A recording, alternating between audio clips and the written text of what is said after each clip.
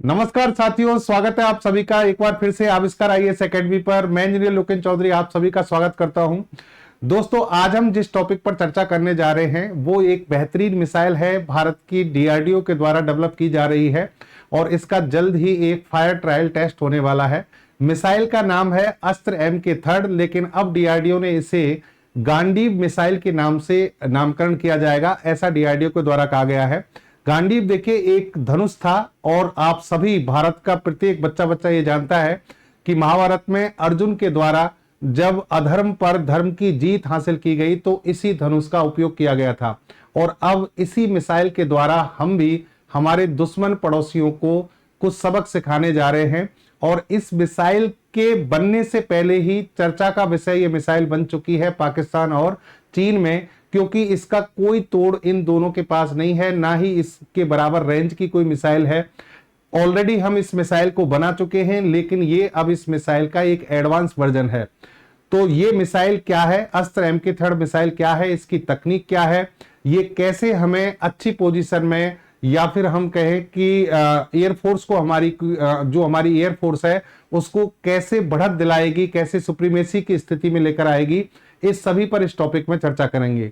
तो सेशन पर लास्ट तक बने रहिएगा। चैनल पर नए हैं तो सब्सक्राइब कर लीजिए और ज्यादा से ज्यादा इस सेशन को शेयर कीजिए। देखिए, अभी हाल ही में इसके बारे में सूचना आई कि भारत जो है गांडीव मिसाइल जो है जिसका नाम है अस्त्र MK3, ये एडवांस मिसाइल किस कैटेगरी में BVR यानी air to air weapon beyond visual range में डेवलप करने जा रहा है। इसका जो फायर ट्रायल टेस्ट है वो करने जा रहा है। ठीक है, ये अभी अखबारों में सब जगह सुर्खियों में है। भारत की मिसाइल क्षमता को कई गुना बढ़ाने आ रहा है गांडीव, और अस्त्र MK3 भारत का सुपर वेपन है। इस देसी मिसाइल से क्यों कपकपा जाते हैं चाइना और पाकिस्तान, इस तरीके से कुछ खबरें बनी हैं। Astra MK3 India's most advance air to air missile, alter balance of power with its unmatched range. Unmatched range यानी इस जैसी रेंज हमारे पड़ोसियों के पास में, दुश्मन के पास में नहीं है, उसकी बात यहां पर चर्चा करने जा रहे हैं। सभी जगह ये आपको PIB के द्वारा भी सूचना को रिलीज किया गया, सभी न्यूज़पेपर में रिलीज किया गया। यहां मैं आपको पूरा इसके बारे में, देखिए यहां पर बहुत अच्छे अच्छे शब्द इसमें आ रहे हैं। बियॉन्ड विजुअल रेंज क्या होता है, एयर टू एयर क्या है, solid fuel ducted ramjet engine क्या है, ये सारी टेक्निक्स जो हैं बताएंगे आपको कि किस तरीके से मिसाइल बेहतरीन बनने जा रही है।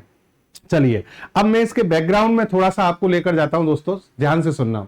देखिए, हमारी एक एजेंसी, स्पेस एजेंसी जिसको हम कहते हैं इसरो, और फिर हमारी डिफेंस एजेंसी है जिसका नाम है DRDO। इसरो यानी इंडियन स्पेस रिसर्च ऑर्गेनाइजेशन, भारतीय अंतरिक्ष अनुसंधान संगठन, और DRDO यानी डिफेंस रिसर्च डेवलपमेंट ऑर्गेनाइजेशन यानी भारतीय रक्षा अनुसंधान संगठन। DRDO की स्थापना 1 जनवरी यानी 1 जनवरी 1958 को हुई थी। इसके पहले अध्यक्ष थे डॉक्टर दौलत सिंह कोठारी। ठीक है साहब। इसरो जो है उसकी स्थापना 15 अगस्त 1969 में हुई थी। पहले अध्यक्ष बने डॉक्टर विक्रम साराभाई।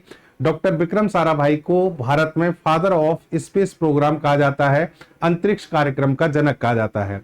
देखिए, अगर आप देखोगे तो DRDO की स्थापना काफी पहले हुई है, लगभग मान के चलिए 11 साल पहले DRDO भारत में स्थापित हो चुका था रक्षा के क्षेत्र में, और इसरो पर बाद में ध्यान दिया गया। इसरो को 1969 में लाया गया, लेकिन डॉक्टर विक्रम साराभाई के निर्देशन में इसरो ने बहुत कहिए कि एक यानी स्पीड से तरक्की की, और फिर इसको एक बेहतरीन साइंटिस्ट मिले डॉक्टर APJ अब्दुल कलाम, और भी बहुत सारे वैज्ञानिक जैसे कि इसके दूसरे अध्यक्ष थे डॉक्टर सतीश धवन साहब। तो उन सभी के निर्देशन में इसरो ने एक रफ्तार पकड़ ली थी, बहुत तरक्की कर रहा था इसरो, लेकिन DRDO को वो रफ्तार नहीं मिल पा रही थी। भारत कहीं ना कहीं ये कोशिश कर रहा था कि हमारा खुद का मिसाइल डेवलपमेंट प्रोग्राम शुरू हो जाए, भारत खुद की मिसाइलें डेवलप करे, लेकिन वो नहीं हो पा रहा था। कई प्रोजेक्ट शुरू किए गए, वो फेल हो गए। ठीक है साहब। लेकिन 1979 में डॉक्टर APJ अब्दुल कलाम के द्वारा भारत का पहला रॉकेट बनाया गया जिसका नाम था SLV-3 यानी सैटेलाइट लॉन्च व्हीकल 3rd। ठीक है, ये सॉलिड फ्यूल पर आधारित भारत का पहला रॉकेट है, यानी, और वैसे भी भारत में फर्स्ट जो रॉकेट बनाया गया सैटेलाइट को छोड़ने के लिए वो यही था। कलाम साहब के निर्देशन में इस प्रोजेक्ट को डेवलप किया गया था। कलाम साहब के निर्देशन में जब ये डेवलप हुआ और इधर मिसाइल प्रोग्राम फेल हो रहे थे, तो भारत की जो प्रधानमंत्री हैं उस समय, तत्कालीन प्रधानमंत्री, उन्होंने कलाम साहब को ये प्रोजेक्ट देने की बात कही। उन्होंने कहा कि मिसाइल डेवलपमेंट प्रोग्राम भी आप ही संभालिए, क्योंकि मिसाइल और रॉकेट की जो तकनीकें हैं, कार्य करने की प्रणाली है, उसमें काफी समानताएं होती हैं। ये आइजैक जो न्यूटन का गति का तीसरा नियम है, जिसे क्रिया प्रतिक्रिया का नियम कहते हैं, ये दोनों ही व्हीकल जो हैं, दोनों ही तकनीक जो हैं, उसी सिद्धांत पर काम करती हैं। ठीक है, तो कहने का मतलब आईजीएमडीपी प्रोग्राम जो है ये चलाया गया, जिसे हम कहते हैं integrated guided missile development programme. ये भारत में मिसाइल डेवलपमेंट के क्षेत्र में पहला सफल प्रोग्राम है और इसका निर्देशन किया गया डॉक्टर एपीजे अब्दुल कलाम के द्वारा। कलाम साहब को जितना सलाम करो आप उतना कम है। आज भारत की जो ये रक्षा पंक्ति आप देख रहे हैं, मजबूत रक्षा पंक्ति, इसकी आधारशिला कलाम साहब के द्वारा ही रखी गई थी। आईजीएमडीपी प्रोग्राम के तहत भारत ने 5 मिसाइलें डेवलप करने का प्रोग्राम बनाया और ये 5 सफलतापूर्वक बना ली गई। कलाम साहब को इसीलिए मिसाइल मैन ऑफ इंडिया कहा जाता है, यानी भारत का मिसाइल मैन कहा जाता है। आईजीएमडीपी प्रोग्राम में आपको इसलिए बता रहा हूं क्योंकि अस्त्र मिसाइल जो है उसका संबंध कहीं ना कहीं इसी से है। कैसे है वो मैं बताऊंगा आपको। आईजीएमडीपी के तहत एक मिसाइल बनाई गई जिसे हम कहते हैं पृथ्वी, और एक बनाई गई अग्नि। ये दोनों ही मिसाइलें सरफेस टू सरफेस मारक क्षमता वाली हैं। फिर इसमें एक आती है आकाश और एक आती है त्रिशूल। ये सरफेस टू एयर हैं। क्या है? Surface to air. आप यहां पर देखें, एक तो सरफेस टू सरफेस है, एक सरफेस टू एयर है। तीसरी मिसाइल जिसे हम कह रहे हैं नाग, 3rd जनरेशन की हमारी भारत की पहली एंटी टैंक मिसाइल है। टैंक को डस्ट करने के लिए टैंक रोधी मिसाइल है ये, और ये एंटी टैंक मिसाइल भी इसी कार्यक्रम के तहत बनी थी। लेकिन इस प्रोग्राम में आप देख रहे होंगे कहीं भी एयर टू एयर मिसाइल नहीं थी। हवा से हवा में मारक क्षमता वाली मिसाइल कोई भी नहीं थी। सरफेस टू सरफेस बना ली हमने, सरफेस टू एयर बना ली, और इधर एंटी टैंक नाग मिसाइल बना ली, लेकिन एयर टू एयर मिसाइल कोई भी नहीं थी। तो फिर डीआरडीओ ने क्या किया? Air to air missile develop करने के लिए अस्त्र मिसाइल को लेकर आए, एक अलग प्रोजेक्ट शुरू किया जो कि आईजीएमडीपी जो आपका प्रोजेक्ट था उससे बाहर थी, और फिर अस्त्र मिसाइल को डेवलप किया गया। ठीक है जी। अब देखिए दोस्तों, यहां पर एक चीज समझना कि जो एयर टू एयर मिसाइल होती है ना, उनके सामने 2 चैलेंज होते हैं, या फिर ये कहिए कि एक तो सुविधा होती है, एक चैलेंज होता है। क्या होता है? जैसे मान लो ये मिसाइल है और हवा में ये टारगेट है, मान लो दुश्मन का क्या है? एयरक्राफ्ट है सॉरी। तो ये मिसाइल जब लॉन्च की जा रही है और ये टारगेट यहां पर है, तो ये एक निश्चित दूरी तक तो इस मिसाइल को दिखाई देता है। जब हम ऑब्वियस सी बात है, इस मिसाइल को भी हमारे एयरक्राफ्ट से क्या करेंगे? लॉन्च करेंगे। एयरक्राफ्ट से लॉन्च करेंगे तो इसको कौन लॉन्च करेगा? पायलट करेगा। तो जो पायलट है ना, उसको ये टारगेट अगर दिख रहा है तो फिर आसानी से इसको क्या किया जा सकता है? अटैक किया जा सकता है। लेकिन कई बार क्या होता है, ये टारगेट बहुत दूर होता है तो ये दिखाई नहीं देता है। समझिए बात। जब ये दिख रहा है तो इसको कहते हैं विद इन विजुअल रेंज, यानी दृश्य सीमा के भीतर है। और जब ये दिखाई नहीं देता है तब इसको कहते हैं बियॉन्ड विजुअल रेंज, यानी दृश्य सीमा के परे है। लगभग 37 किलोमीटर के आसपास तक विद इन विजुअल रेंज होती है, और 37 किलोमीटर से ज्यादा जब दूरी हो तो उसको कहते हैं बियॉन्ड विजुअल रेंज, दृश्य सीमा से परे। तो ये वाली जो मिसाइल है इनको डेवलप करना आसान है, लेकिन बियॉन्ड विजुअल रेंज जो मिसाइल है इनको डेवलप करना थोड़ा सा क्या होता है? टफ होता है। तो इसकी रेंज जो है जितनी ज्यादा होगी वो देश उतना ही हवाई सुप्रीमेसी की स्थिति में होगा, हवाई क्षेत्र में अपनी क्या करेगा? डोमिनेट करेगा। तो भारत ने जो अस्त्र बनाई है, इस अस्त्र को बियॉन्ड विजुअल रेंज में क्या किया है? डेवलप किया है। और इस मिसाइल के एक नहीं, एक इसका वेरिएंट बन चुका है जिसे हम कहते हैं अस्त्र MK1। अस्त्र MK2 2026 तक इंडियन एयरफोर्स को मिल जाएगा, और अस्त्र MK3 जिसको गांडीव मिसाइल के नाम से अभी हम बोल रहे हैं, ये भी अब इस पर काम बहुत युद्ध स्तर पर शुरू हो गया है, तो ये भी जल्दी से मिल जाएगी। आज हम जो चर्चा कर रहे हैं उसी की कर रहे हैं, गांडीव मिसाइल की। लेकिन मैं पूरे टॉपिक को, जैसा कि हमारा टॉपिक का नाम ही क्या है, A to Z एनालिसिस, तो आगे पीछे की सारी बातें आपको इसलिए मैं बता रहा हूं ताकि आपको एक समझ विकसित हो जाए। चलिए, मैं अस्त्र की बात कर रहा हूं। पहले अस्त्र MK1 फिर MK2, इनकी थोड़ा थोड़ा मैं आपको बताता हूं, फिर आएंगे हम MK3 पर। Astra is beyond visual range class of air to air missile. इनको कहते हैं हम BVR AAM, यानी beyond visual range air to air missile. ठीक है साहब। ये क्या किया गया है कि to be mounted on fighter aircraft पर इसको हमने स्थापित करने के लिए बनाया है। और दुश्मन के जो एयरक्राफ्ट है, सुपरसोनिक एयरक्राफ्ट, जो कि मैन्यूवरिंग कंडीशन में होते हैं। मैन्यूवरिंग कंडीशन का मतलब होता है कि अगर देखिए टारगेट दुश्मन का जो एयरक्राफ्ट है वो हवा में तेज गति से चल रहा है, एक तो सुपरसोनिक स्पीड से, और फिर अपनी दिशा को भी लगातार बदल रहा है, तो इसको हिट करना मिसाइल के लिए बड़ा मुश्किल होता है। तो ऐसे जो एयरक्राफ्ट होते हैं मैन्यूवरिंग सुपरसोनिक एयरक्राफ्ट, जो दिशा भी बदल रहे हैं, स्पीड से चल रहे हैं, उनको मारने के लिए अस्त्र MK1 को हमने क्या किया, डेवलप किया, यानी अस्त्र का जो पहला वेरिएंट था। और ऐसे ही अस्त्र MK2 MK2 में भी ये चीजें डाली गई हैं। ठीक है, अब समझिए, यहां पर आपको बताएं कि अस्त्र जो प्रोजेक्ट है वो लगभग 1990 के आसपास शुरू हुआ था, और इसका पहला वेरिएंट अस्त्र MK1 जो है, इसकी हम बात करें तो ये 2019 तक आते आते, बीच में बहुत सारे इसके ट्रायल हुए। फर्स्ट टाइम इसको शायद 2012-13 के आसपास इसका प्रोटोटाइप बाहर निकाला गया था, फिर इसको डेवलप किया गया, इसके बहुत सारे टेस्ट किए गए, और 2019 में इसे इंडियन एयरफोर्स को सौंप दिया गया। ठीक है, और सुखोई 30 MKI पर हमने क्या किया, इसको सबसे पहले स्थापित किया। फिर हमने 2020 में, एक साल बाद, इसको तेजस पे भी लगाया, तेजस मार्क 1 यानी तेजस का जो हमारा वेरिएंट है उस पर भी इसको लगा दिया। और अब हम इसका वेरिएंट बना रहे हैं कौन सा, MK2। ठीक है, वो भी बनने जा रहा है। अच्छा, तो beyond visual range air to air missile developed by the defence research and development organisation DRDO destroy highly maneuverable supersonic aircraft at ranges up to 110 kilometre. यानी इसकी जो रेंज है वो कितनी है, 110 किलोमीटर है। किसकी, अस्त्र MK1 की। और ये से सुखोई MK1 और तेजस पर तैनात कर दिया गया है। इस मिसाइल की कुछ खास बातें क्या हैं, एक तो आपको बता ही दिया कि बियॉन्ड विजुअल रेंज में काम करती है। दूसरा ये है कि ये मिसाइल ऑल वेदर ऑपरेबल है। मतलब क्या है, ऑपरेशनेबल है, मतलब इसको डे नाइट में भी क्या कर सकते हैं, रात में भी यूज कर सकते हैं, दिन में भी यूज कर सकते हैं, खराब मौसम हो कैसा भी, उसमें भी इसका यूज किया जा सकता है।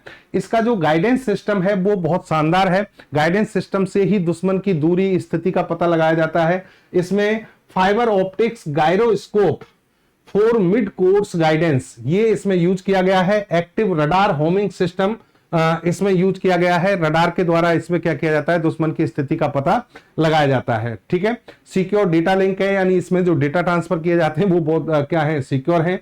और फिर ये अलग अलग एंगल पर आक्रमण करने के लिए डेवलप की गई है।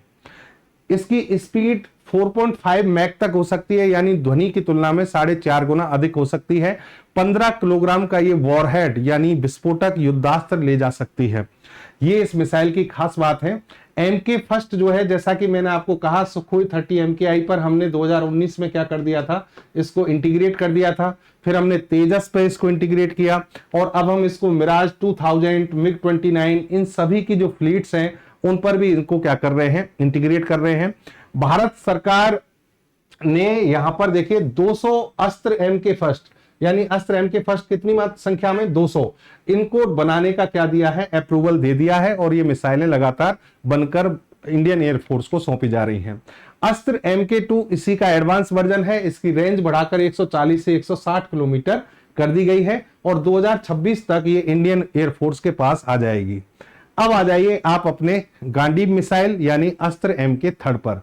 अस्त्र MK3 का प्रोटोटाइप जारी हो चुका है। इस मिसाइल का अभी जो फायर ट्रायल टेस्ट है वो होने जा रहा है, और इसी मंथ में होने के पूरे चांसेस हैं।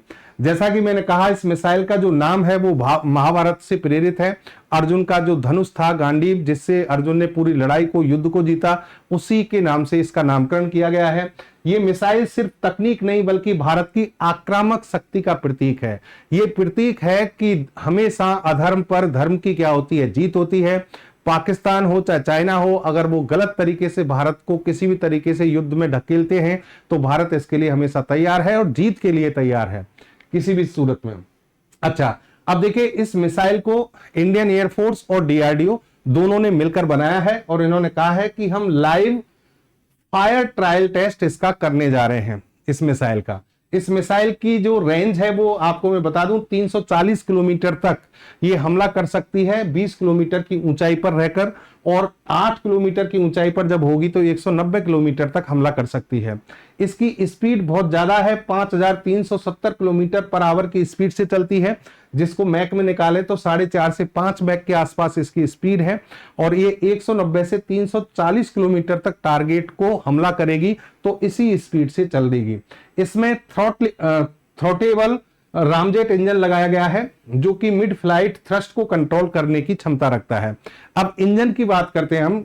इस मिसाइल की सबसे खास बात यही है कि इसका जो इंजन है, अस्त्र MK1 और अस्त्र MK2, इन दोनों में रॉकेट इंजन लगाए जाते हैं, रॉकेट मोटर वाले इंजन थे, लेकिन यहां पर एडवांस इंजन है जिसका नाम है रामजेट इंजन। रामजेट इंजन किस में लगेगा? अस्त्र MK3 में, जो इसको बहुत ज्यादा कैपेबल बनाता है, बहुत ज्यादा शक्तिशाली बनाता है। अब ये रामजेट इंजन जो है वो क्या है, थोड़ा सा ये भी देख लीजिए। देखिए रामजेट इंजन जो है DRDO के द्वारा 2021 में इसका सफल परीक्षण किया गया था, 2021 में। दोस्तों एक चीज मैं यहां पर आपको समझा दूं, थोड़ा सा समझना, कि इसरो के द्वारा एक इंजन बनाया गया जिसका नाम था क्रायोजेनिक इंजन। और ये क्रायोजेनिक इंजन दुनिया में मात्र 5 देशों के पास थे, 6वां देश भारत बना। तो भारत ने जब क्रायोजेनिक इंजन बनाया तो भारत को बहुत समय लगा, लंबा समय लगा। भारत को क्रायोजेनिक तकनीक किसी ने दी नहीं थी। लगभग 1963 में अमेरिका ने ये इंजन बना लिया था, लेकिन भारत को ये तकनीक कभी भी दी नहीं गई। उसके बाद जापान ने 1971 में इसको बनाया, 1979 में रूस ने बनाया, 1984 में चाइना ने बनाया, और फिर उसके बाद रूस ने जब इस तकनीक को बनाया तब 1987 के आसपास, तब भारत को ये तकनीक के बारे में, एक्चुअल में तकनीक तो रूस के द्वारा भी नहीं दी गई, लेकिन रूस के द्वारा हमें क्रायोजेनिक इंजन दिए गए थे, ठीक है, और वो हमारे स्पेस प्रोग्राम के लिए दिए गए थे। अच्छा, फिर भारत ने खुद से इस इंजन को डेवलप किया 2014 में। 2014 में भारत ने क्रायोजेनिक इंजन डेवलप कर लिया, लेकिन तब तक दुनिया रामजेट इंजन बना चुकी थी और दुनिया को ऐसा लग रहा था कि लगभग 50 से 60 साल लगे हैं भारत को क्रायोजेनिक इंजन बनाने में, तो उसका एडवांस जो वर्जन है रामजेट इंजन, उसको बनाने में पता नहीं और कितना समय लगेगा। लेकिन मजेदार बात यह है कि रामजेट इंजन का हमने परीक्षण नहीं किया, इसरो ने डायरेक्ट इससे भी एडवांस इंजन है स्क्रैमजेट इंजन, 2016 में उसका परीक्षण किया, मात्र 2 साल बाद। 2014 में क्रायोजेनिक इंजन, और क्रायोजेनिक इंजन से भी एडवांस इंजन होते हैं रामजेट इंजन, रामजेट के बाद आता है स्क्रैमजेट इंजन। इसरो ने 2016 में इसका सफल परीक्षण किया, और फिर 2021 में रामजेट इंजन का DRDO ने क्या किया? सफल परीक्षण किया। समझिए बात। तो भारत के पास में तीनों ही शक्तिशाली इंजन बन चुके हैं। अब बात करते हैं इनमें ऐसी खास बात क्या होती है। देखिए इसमें फ्यूल के रूप में लिया जाता है लिक्विड हाइड्रोजन। हाइड्रोजन दुनिया का सबसे बेस्ट फ्यूल माना जाता है। इसके प्रति ग्राम ईंधन के जलने से जो एनर्जी मिलती है, पावर मिलती है, वो बाकी के ईंधन की तुलना में सबसे ज्यादा होती है। और हाइड्रोजन दुनिया में सबसे ज्यादा पाया जाने वाला एलिमेंट है, तत्व है। लेकिन दिक्कत क्या है कि ये बहुत हल्का है, ये दुनिया का सबसे हल्का तत्व भी है, इसके स्टोरेज की दिक्कत है, तो इसको लिक्विड फॉर्म में लाना पड़ता है, और ये लिक्विड फॉर्म में -253 डिग्री सेंटीग्रेड पर आता है। जबकि इसके लिए फिर हमें ऑक्सीडाइजर भी ऑक्सीजन लेनी होती है, ऑक्सीजन गैस अवस्था में उसको भी लिक्विड में लाते हैं, और ये -183 डिग्री सेंटीग्रेड पर। तो लिक्विड स्टेट में इन दोनों ईंधन और ऑक्सीकारक को लाना, फिर उनको स्टोर करना, फिर इनका उपयोग करना क्रायोजेनिक तकनीक को बहुत महंगा बना देता है। वैज्ञानिकों ने दिमाग लगाया कि भाई हमें, चलो हाइड्रोजन का तो हमारे पास कोई विकल्प नहीं है, कि हाइड्रोजन को तो हमें क्या करना पड़ेगा, लिक्विड में कन्वर्ट करना पड़ेगा, फिर उसका यूज करना पड़ेगा, लेकिन ऑक्सीजन तो वायुमंडल में भरी पड़ी है। तो ऐसे इंजन बनाओ जिनमें ईंधन तो हम भर के भेज दें, लेकिन ईंधन को जलाने वाला जो पदार्थ है ऑक्सीडाइजर, वो ऑक्सीजन के रूप में, वो ये इंजन खुद ही क्या करें, एनवायरमेंट से ले लें जाते टाइम, और अपने जो टैंक है उसको, चैम्बर को फुल भरें, और उसका लगातार उसको क्या करें, यूज में लेते रहें। तो उसी को कहते हैं रामजेट इंजन। तो रामजेट इंजन, इसमें फ्यूल भेजा जाएगा, ईंधन, लेकिन ऑक्सीकारक नहीं भेजा जाएगा। ऑक्सीकारक ये खुद ही ले लेते हैं वातावरण से, इसलिए इनको सेल्फ प्रोपेल्ड इंजन कहते हैं, स्वयं प्रणोदित इंजन, क्योंकि ये खुद ही ऑक्सीजन लेकर उसका यूज करते हैं। और फिर देखिए ये इसमें कंप्रेशन होता है, कंप्रेसर के द्वारा यहां पर जब ऑक्सीजन एंटर होती है तो इसको सुपरसोनिक स्पीड से ईंधन के साथ क्या किया जाता है, टकराया जाता है और जलाया जाता है, और फिर इससे बहुत ज्यादा एनर्जी, बहुत ज्यादा पावर जो है जनरेट होती है कंबस्टन चैम्बर में, और फिर इंजन क्या होता है, शक्तिशाली बन जाता है। इस तरीके से आपकी ये मिसाइल या रॉकेट बहुत ज्यादा पावर गेन करते हैं इस इंजन की सहायता से। तो अस्त्र MK1 की जो खास बात है वो है रामजेट इंजन, और इसका भी एडवांस वर्जन है स्क्रैमजेट। यहां पर सुपरसोनिक स्पीड होती है, तो स्क्रैमजेट में हाइपरसोनिक स्पीड होती है। हाइपरसोनिक यानी 5 मैक से भी क्या ज्यादा। चलिए अब देखो यहां पर हम बात करें कि आपकी ये जो मिसाइल है किन किन चीजों को टारगेट कर सकती है, दुश्मन के किन किन चीजों को नष्ट कर सकती है। तो फाइटर जेट हो गए, ट्रांसपोर्ट एयरक्राफ्ट हो गए, रिफ्यूलिंग प्लेन्स हो गए, airborne warning and control system अवाक्स प्रणाली हो गई, किसी भी प्रकार का स्टील फाइटर हो, बम बरसक हो, इन सभी को ये नष्ट करने की क्षमता ये मिसाइल रखती है। अगर हम इस मिसाइल को डेवलप करते हैं तो ग्लोबल पोजीशन हमारी किस तरीके से डेवलप होगी। तो आपको बता दें कि चाइना की एक मिसाइल है PL-15 जो आजकल बहुत चर्चा में है। चर्चा में इसलिए है कि ऑपरेशन सिंदूर के दौरान बहुत सारी PL-15 जो है भारत ने मार गिराई थी, और उनमें से कई PL-15 ऐसी थी जो क्या नहीं हुई थी, ऑपरेट नहीं हुई थी, यानी उनको एक एक्टिव कंडीशन में ही भारत ने क्या किया, गिरा दिया था। और फिर उनकी जो कोडिंग है उसको भी हमने क्या किया, पढ़ लिया है। बाकायदा हमने ये बता भी दिया चाइना को कि हमने आपका सोर्स कोड जान लिया है PL-15 में क्या होता है। और आज शायद चाइना ने ये धमकी भी दी है कि हमारे जो हथियार हैं उनको क्या करो, अंतरराष्ट्रीय कानून के हिसाब से वापस करो, नहीं तो आपके साथ बुरा हो सकता है। ये चाइना ने क्या की है, धमकी दी है।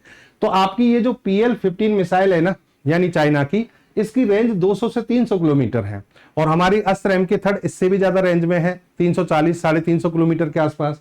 पाकिस्तान के पास में हाईएस्ट रेंज AIM-120C 105 से 120 किलोमीटर। ये दोनों एयर टू एयर मिसाइल की बात कर रहा हूं मैं, ठीक है। ये आपकी क्या है, PL-15E हो गई चाइना की, और ये हो गई आपकी AIM-120C। इन दोनों से हमारी मिसाइल अस्त्र MK3 जो है ज्यादा रेंज की होगी। तो ऑब्वियस सी बात है कि हम हवाई क्षेत्र में, हम हवा में क्या करने वाले हैं, डोमिनेट करने वाले हैं। Astra MK3 to change VVR warfare, so Indian air force aircraft can hit enemy targets precisely at greater distance. ज्यादा दूरी पर हम उनको क्या कर सकते हैं, मार सकते हैं। और ऐसा करने से हमें क्या होगा, better regional global aerospace defence and offence operations में हमें बढ़त मिल जाएगी, ठीक है। ये मिसाइल आपको ये भी बता दें कि मैनरेबल जो टारगेट्स हैं, जो दिशा बदल रहे हैं, उन पर आसानी से हमला कर पाएगी। 20 डिग्री तक ये आसानी से क्या हो सकती है, इंगेज हो सकती है, यानी एंगल बदल सककर उस पर क्या कर सकती है, हमला कर सकती है। और अगर टारगेट ऊपर नीचे 10-10 किलोमीटर की रेंज में भी ऊपर नीचे क्या हो रहा है, अपनी पोजीशन चेंज कर रहा है, तो भी उसको ये मार गिरा सकती है। सुखोई 30 MKI और आपके तेजस, इस पर इसको क्या किया जाएगा, सबसे पहले तैनात किया जाएगा, डिप्लॉय किया जाएगा। उसके बाद भारत के जितने भी MiG-29 हैं, एमका है, इन सभी पर भी इसको लगाए जाने का प्रावधान यहां पर सरकार के द्वारा किया जा रहा है। तो ये है आपकी अस्त्र MK3 मिसाइल। इसके आने के बाद ये मान के चलिए एयर टू एयर मिसाइल में भारत कम से कम एशिया की बात करें तो इसमें तो डोमिनेट करेगा। ना तो चाइना के पास ऐसी कोई मिसाइल है, ना पाकिस्तान के पास ऐसी कोई मिसाइल है। तो धन्यवाद साथियों, मैं उम्मीद करता हूं मैं ढंग से आपको समझा पाया हूं। सरल से सरल भाषा में मैंने कोशिश की है आपको समझाने की, लेकिन कुछ टेक्निकल चीजें हैं जो बतानी पड़ती हैं। तो हो सकता है आपको कुछ चीजें नहीं आई हों, तो एक बार आप उसको ढंग से दोबारा से देखना, समझ में आ जाएंगी। और फिर मिलेंगे एक अच्छी जानकारी के साथ में। जय हिंद, जय भारत।